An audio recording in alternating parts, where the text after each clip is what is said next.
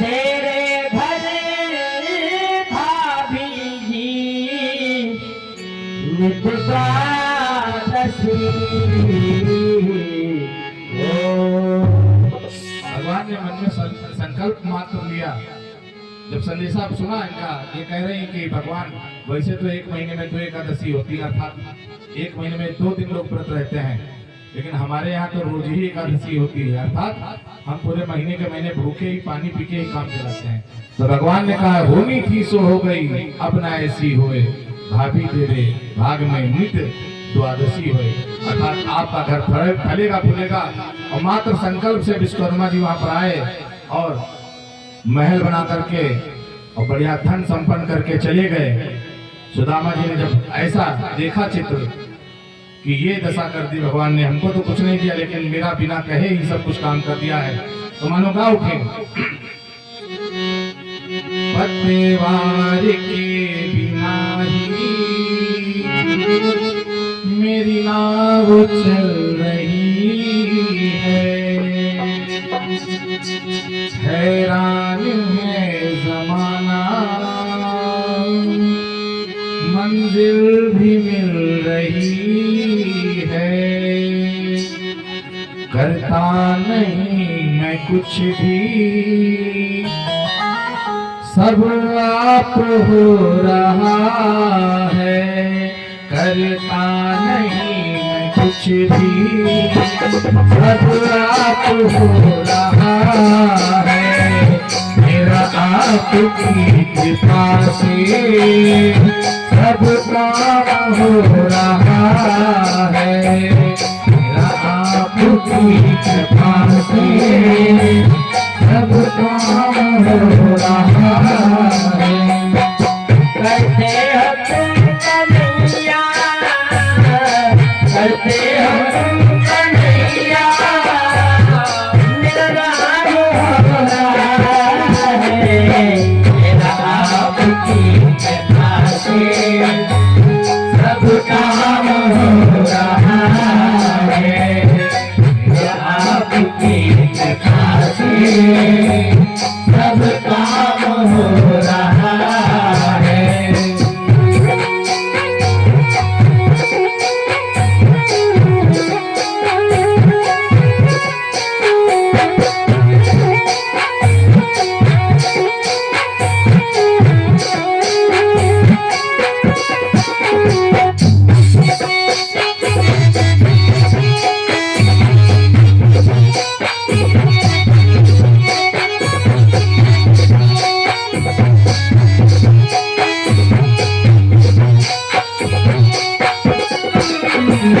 तूफान आंधियों में तुमने मुझको थामा, तूफान आंधियों में तुमने मुझको थामा, तूफान आंधियों में तुमने मुझको थामा, तूफान आंधियों में तुमने मुझको थामा, कृष्ण बन के आए जब मैं बना सुदामा, तुम कृष्ण बन के आए जब मैं बना सुदामा, एहसान पर तेरा, अरे तेरा एहसान हो रहा है, एहसान पर तेरा एहसान हो रहा है, करते हो तुम कन्हैया, करते हो तुम कन्हैया, मेरा नाम हो रहा है, मेरा आपकी कृपा से सब नाम हो रहा है, मेरा आपकी कृपा से सब काम हो रहा है, मेरा आपकी कृपा से सब काम हो रहा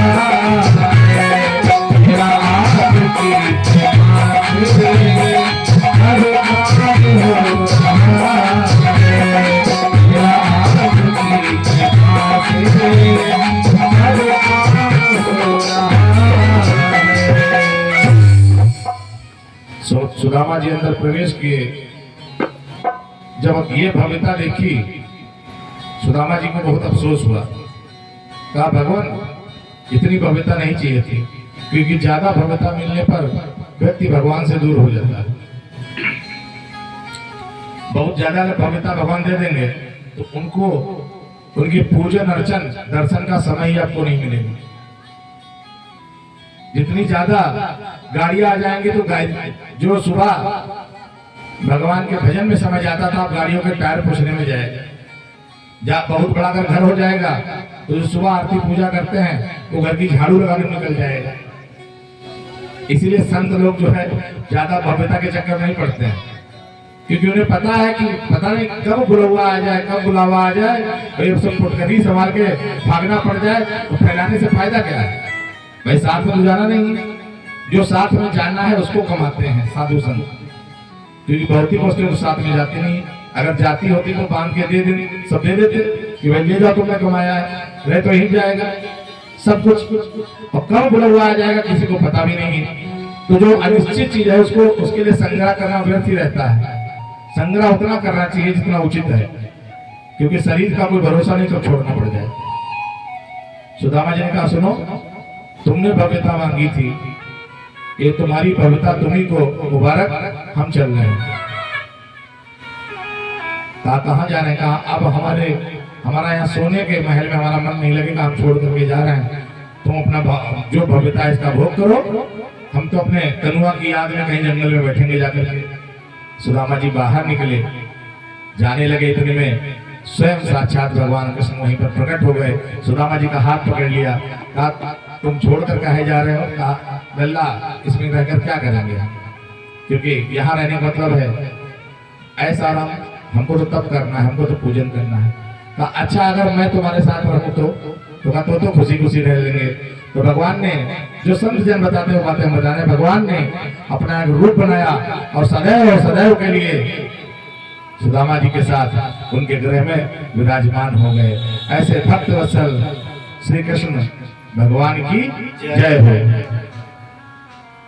देखिए सुदामा को मिला था श्राप श्री क्षय का, श्री क्षय, और भगवान ने उसकी लिखावट को पलट दिया, भगवान ने उसको उल्टा कर दिया, यक्षश्री कर दिया।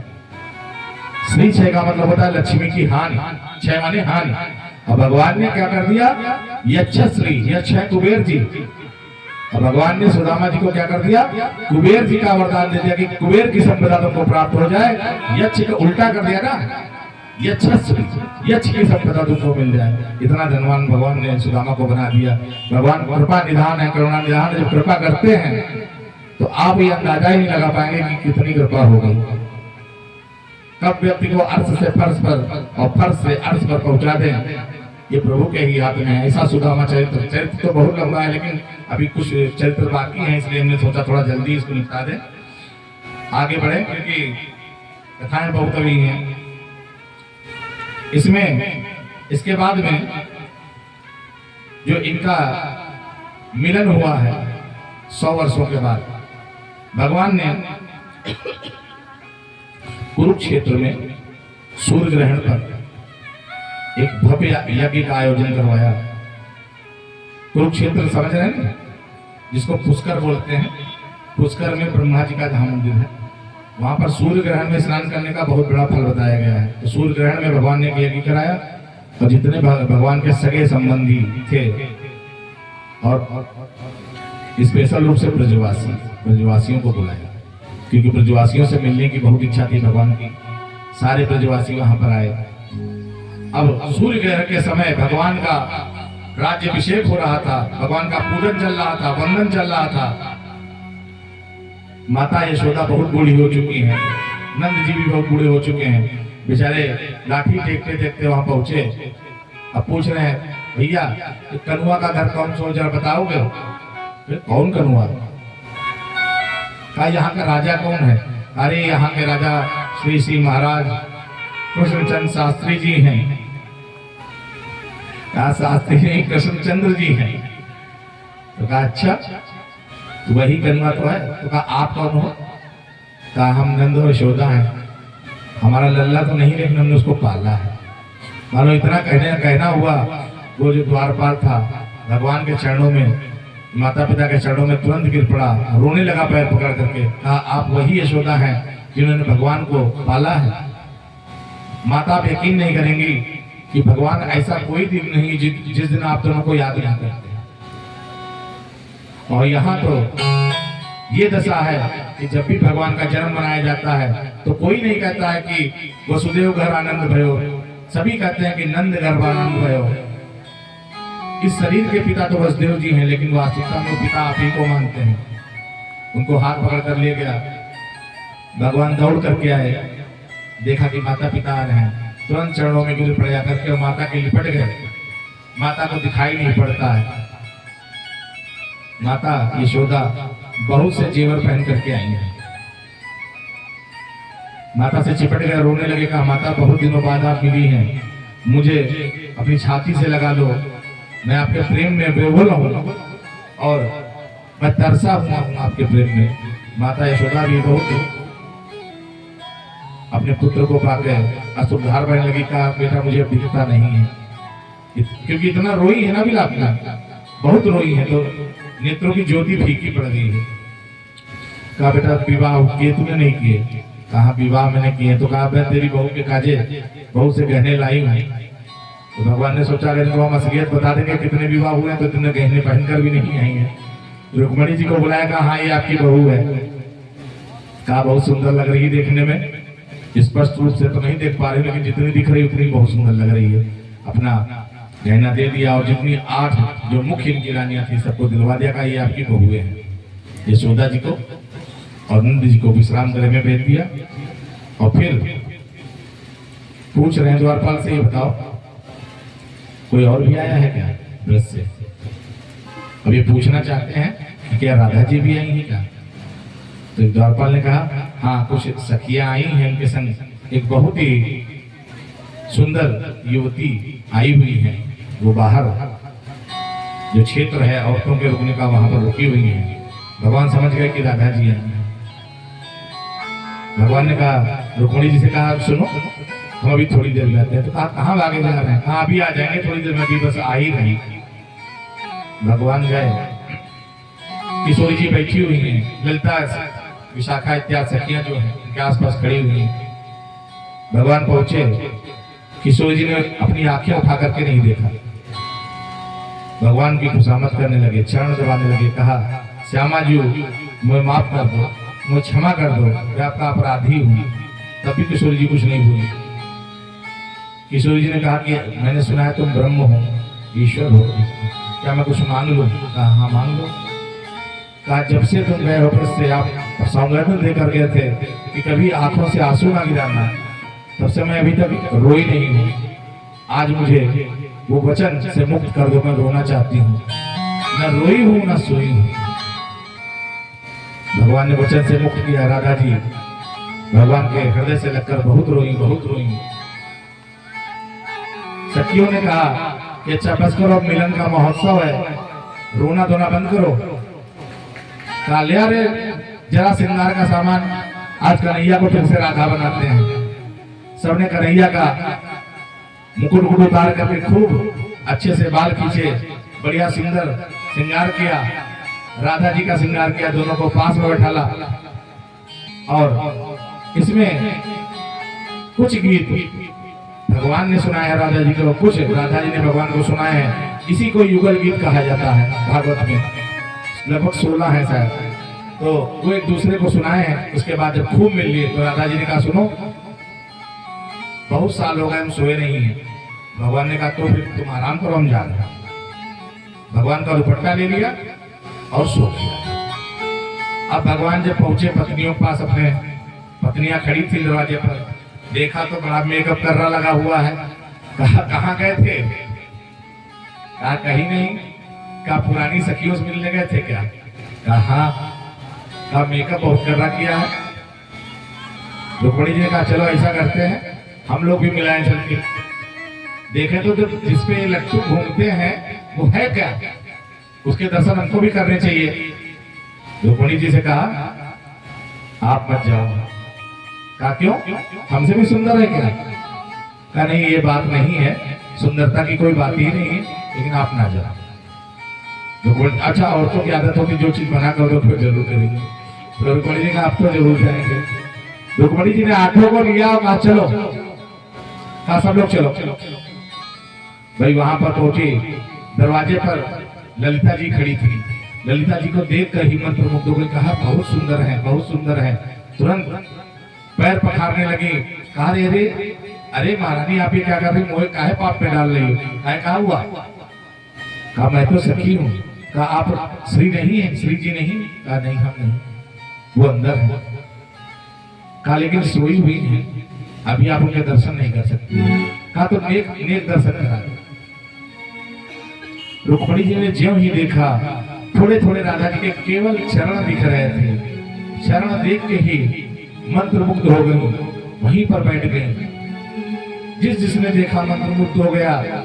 राधा जी को लगा कि कोई रो रहा है, सबकी आंखों से अश्रुधार बही। राधा जी की नींद खुली, और राधा जी की जैसे नींद खुली, देखा रुक्मणी जी उनकी असत्य भामा सब उनके सामने खड़ी हुई हैं, प्रार्थना कर रही कि हमने तो कुछ और ही सोचा था, आप तो कुछ और ही हो। हमें पता है कि अगर आपको एक मुकुट लगा दे तो आप श्याम सुंदर ही लगोगी। हमें यहाँ नहीं रहना द्वारका में, हमें अपने साथ ले लो, हमें ब्रजधाम ले चलो, हम आपकी चाकरी करेंगे, हम आपकी नौकरी करेंगे, लेकिन हमें तो बस आप ही के साथ रहना है। ऐसा राधा जी से अनुनय विनय करने लगी तो सबके आंखों से आंसुधार बह रही है, और राधा जी से कह रही है मोहे तो भरोसो है तेरोरी किशोरी राधे, मोहे तो भरोसो है तेरोरी किशोरी राधे, मोहे तो भरोसो है तेरोरी किशोरी राधे, मोहे तो भरोसो है तेरोरी किशोरी राधे, मोहे तो भरोसो है तेरोरी किशोरी राधे, मोहे तो भरोसो है तेरोरी किशोरी राधे, मोहे तो भरोसो है तेरोरी किशोरी राधे, मोहे तो भरोसो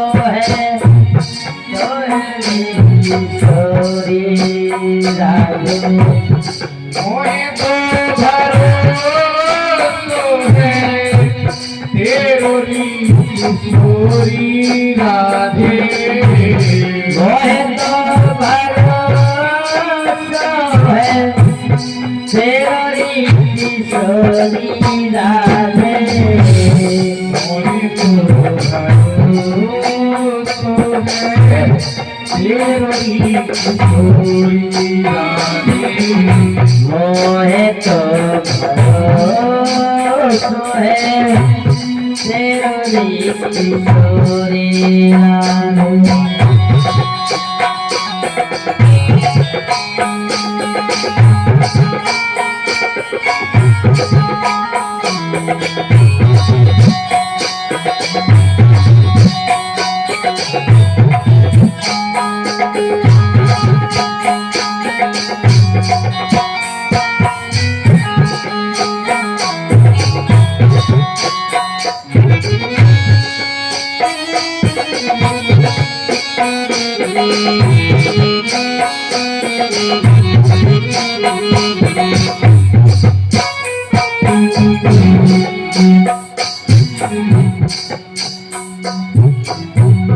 मोगी धूपिना मागत केवल, मुक्ति भोगिना मगन केवल, मोगी धूपिना मागत केवल, मोहे भूमिना मांगत केवल अपनो दान संभालो किशोरी राधे अपना नाम संभाल किशोरी राधे मोहि तो भरोसो है केवल किशोरी राधे मोहे तो भरोसा है तेरी किशोरी राधे मोहि तो भरोसो है केवल किशोरी राधे मोहे तो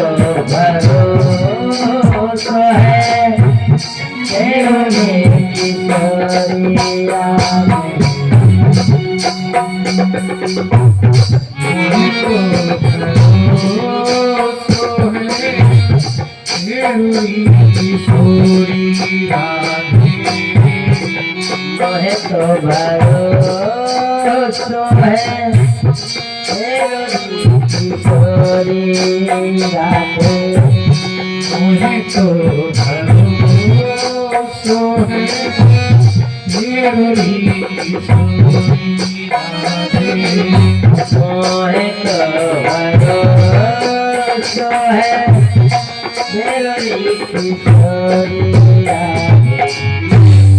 राधा जी ने कहा आप सभी अपने निज ग्रह पर जाएं, समय आने पर हम आपको वृंदावन बुला लेंगे। इसका परिणाम ये हुआ था जब भगवान ने द्वारिका छोड़ी थी तो अपनी पटरानियों को वृंदावन ही भेज दिया था। वो बात अलग है, बीच में दुर्घटना हो गई थी। कथा आगे बढ़ती है। भगवान के जो पुत्र पौत्र इत्यादि हैं, अच्छा जिसको जन्म से वैभव मिलता है उसमें दुर्गुण भी आ जाते हैं। क्योंकि भगवान के वंशज हैं, भगवान के पारिवारिक हैं, तो इनको ऐसा लगता है जैसे प्राइम मिनिस्टर का लड़का जो होता है उसमें दम्भ रहता है कि हम प्रधानमंत्री के लड़के हैं। ऐसे ही इनके पुत्रों में भी दम्भ है, पोतों में भी दम्भ है कि हम जो है योग योगेश्वर नारायण के पुत्र पौत्र इत्यादि हैं। और जब व्यक्ति के मन में घमंड अहंकार ये सब आता है तो क्या करता है, सबसे पहले वो संतों को परेशान करता है, दुष्टों को नहीं, संतों को। जैसे आदमी थोड़ा पैसे वाला जब होता है तो सबसे पहले रिक्शा वाले मारता है, ठेली वाले मारता है, चाय वाले मारता है, फिर धीमे धीमे अपना स्टैंडर्ड ऊंचा करता है, फिर थोड़े बड़े आदमी आता है तो उससे ऊपर मारता है। ये घमंड दिखाता है कि हमारे पास हम तुम्हारा कुछ बिगाड़ सकते हैं।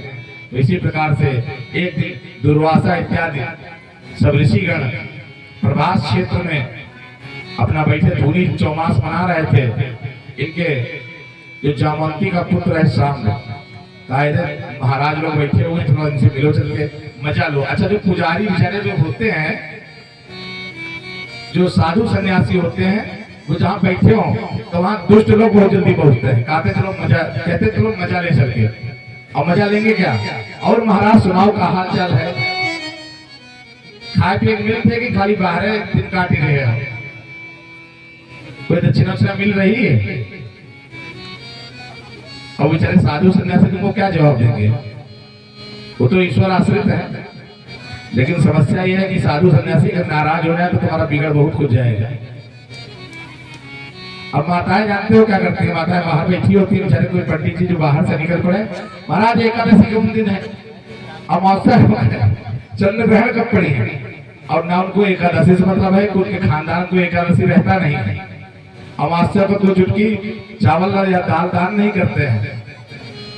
और ग्रहण बड़ी चिंता है, ग्रहण में पहले ही बनाकर रख लेंगे तो कहेंगे कुछ डाल के खाते रहो, काम चलता रहेगा। तीनों से मतलब नहीं है, लेकिन बेचारे कोई पंडित निकल पड़े बाहर से, उनको पूर्णमासी कब है, ग्रहण कब है, एकादशी कब है बताए बगैर नहीं जाओ, बता के जाओ, बस इतना ही काम था।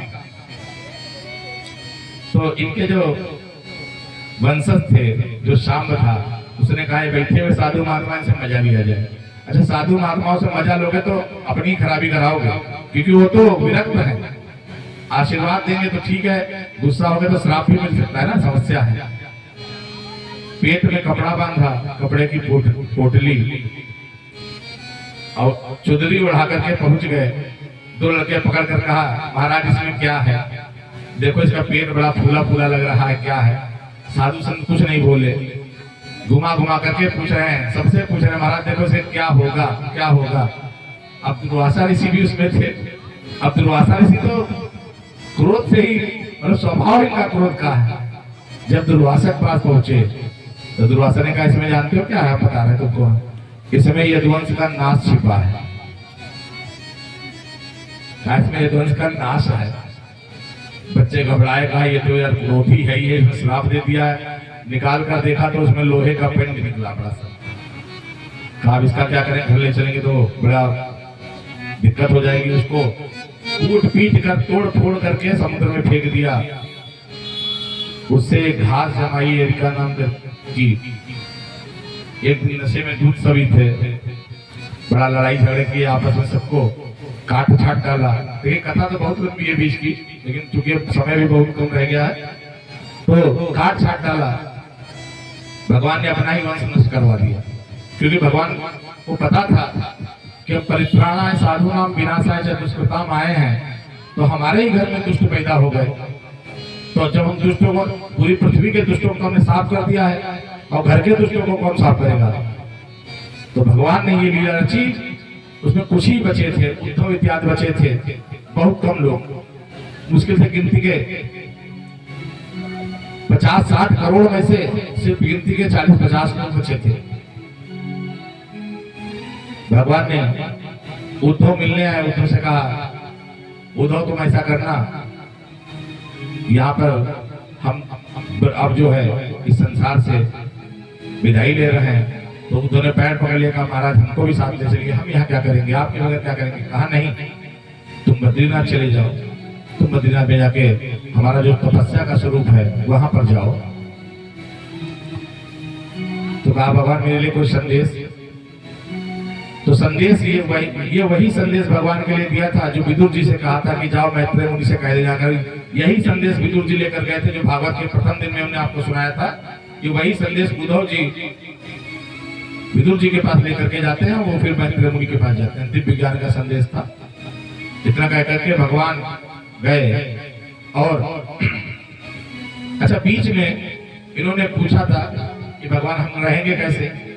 तो इन्होंने फिर दत्तात्रेय की कहानी भी सुनाई, जिन्होंने 24 गुरु बनाए थे।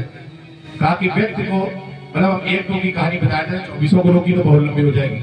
कहा कि ऐसा है, व्यक्ति को मैंने मधुमक्खी को गुरु बना लिया। कहा क्यों।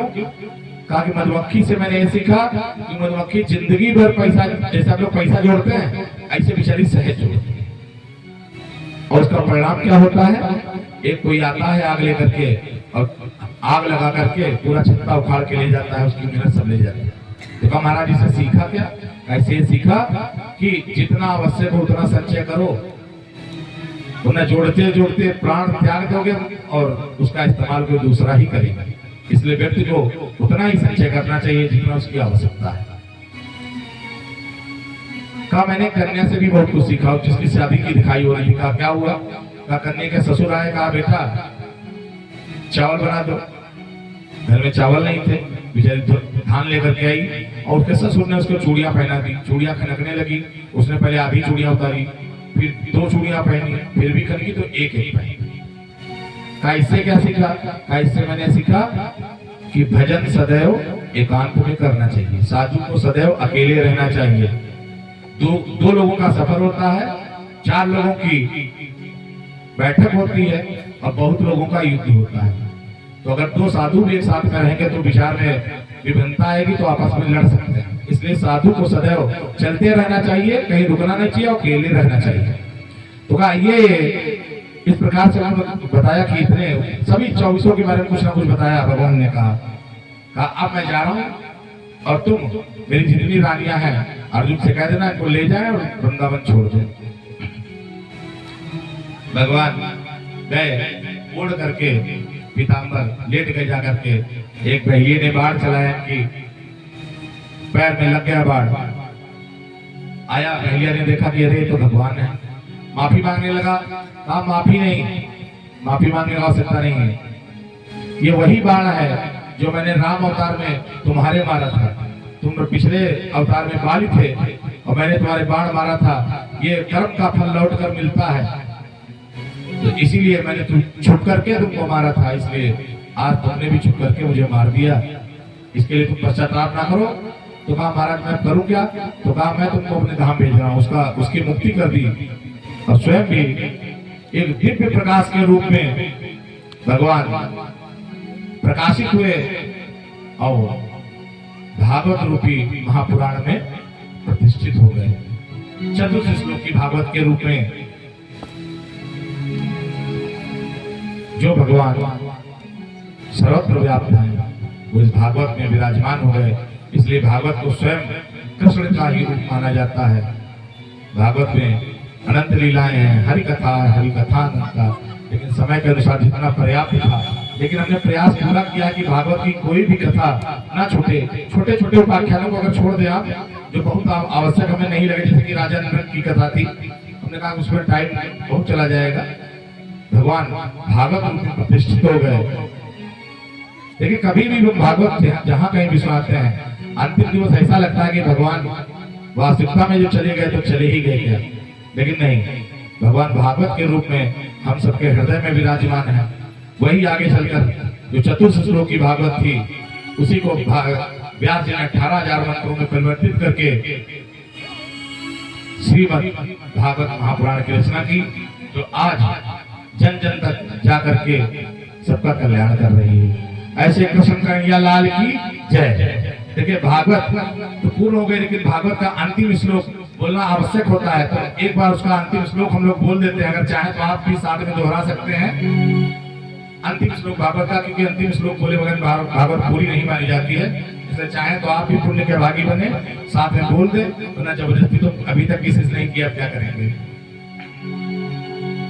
नाम संकीर्तनम यस्य, नाम संकीर्तनम यस्य, सर्व पाप प्रणाशनम, सर्व पाप प्रणाशनम, प्रणामो दुख नाशत्वम, प्रणामो दुख शमनस्त्वम, प्रणामो दुख शमनस्त्वम, प्रणामो दुख शमनस्त्वम, नमामि हरिमं हरि, नमामि हरिं परम, नमामि हरिं परम, नमामि हरिं परम, नमामि हरिं परम। बोलो नमामि कन्हैया लाल की जय हो।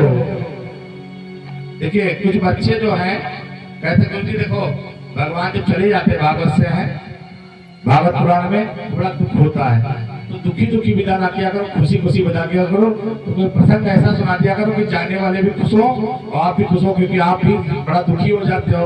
हमारी कंडीशन जानते हैं ना हमारे छात्र, कहते आप तो रोने लगते हो भगवान जब विदा करते हो भगवान को, तो ऐसा किया करो कुछ ऐसा प्रसंग सुना दिया करो कि खुशी खुशी वक्ता भी कर जाए और श्रोता भी खुशी खुशी कर जाए।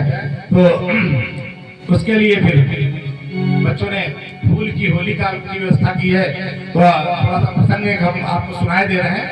और जो कोई बच्चे अपना डांस करने के लिए तैयार हो तो आ जाए, हम गाने जा रहे हैं। भगवान ने कहा, भगवान की लीला सुना रहे हैं। भगवान ने कहा